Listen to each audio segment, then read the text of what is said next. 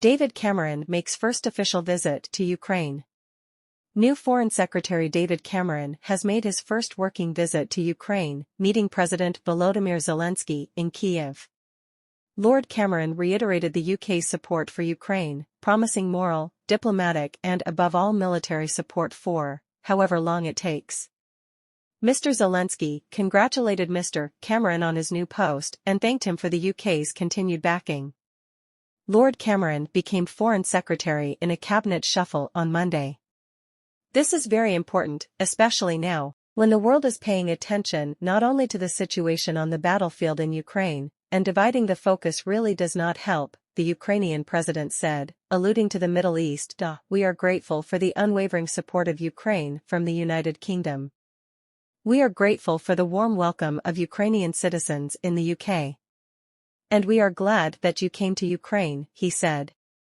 Mr. Zelensky posted a short clip of the meeting to social media, during which Lord Cameron can be heard saying, "I wanted this to be my first visit. What I want to say by being here is that we will continue to give you the moral support, the diplomatic support and the economic support and above all the military support that you need not just this year and next year, but however long as it takes," Lord Cameron said. The former UK Prime Minister added, "I've had some disagreements with Boris Johnson, we've known each other for 40 years, but his support for you was the finest thing he and his government did."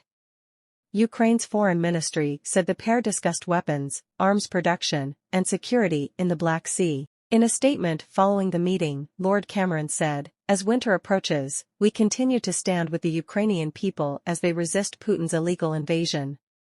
In the last 3 months, they have pushed Russia back in the Black Sea and are opening vital sea trade routes for the Ukrainian economy and global food supplies."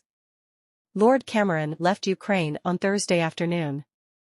The UK has provided Ukraine with billions of pounds in military aid since Russia launched its invasion in February 2022. Military hardware donations have included a number of Challenger 2 tanks and long-range missiles, and tens of thousands of Ukrainian recruits have been trained by the British military on UK soil. Lord Cameron's visit comes after Ukrainian forces succeeded in establishing positions across the Dnipro River in southern Ukraine, a potentially significant advance. Local Russian-installed officials acknowledged on Wednesday that Ukrainian forces were present in the village of Krynky, on the Russian-occupied left, east, bank. The river has separated Ukrainian and Russian forces since Moscow's troops withdrew from Kherson a year ago.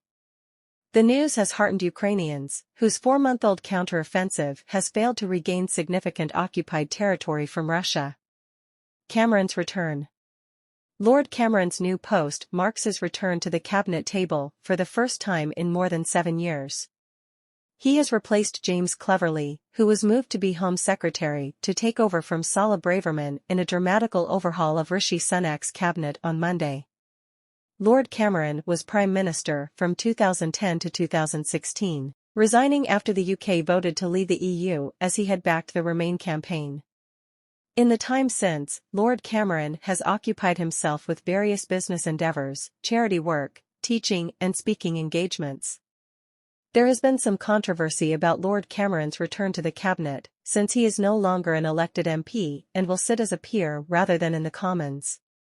Opposition parties and Speaker Sir Lindsay Hoyle have raised concerns about how MPs will be able to hold Lord Cameron to account, given he will not be in the Commons chamber to take questions during the regular departmental scrutiny sessions. Instead, those questions will be fielded by the ministers below him at the Foreign Office, including Andrew Mitchell and Anne-Marie Trevelyan. It is not uncommon for deputies to answer for the department, although this normally occurs if the Foreign Secretary is on diplomatic visits around the world.